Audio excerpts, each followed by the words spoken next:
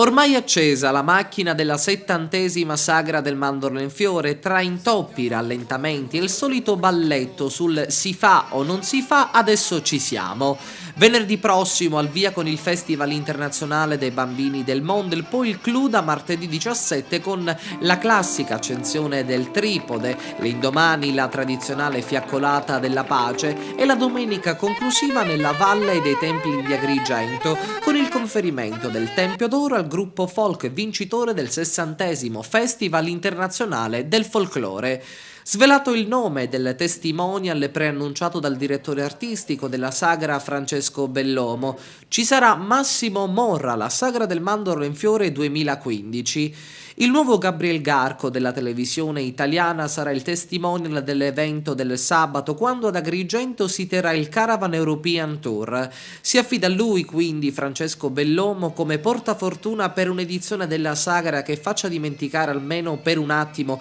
le tristi vicende legate al Consiglio Comunale che hanno finito con intaccare negativamente l'immagine di un'intera città.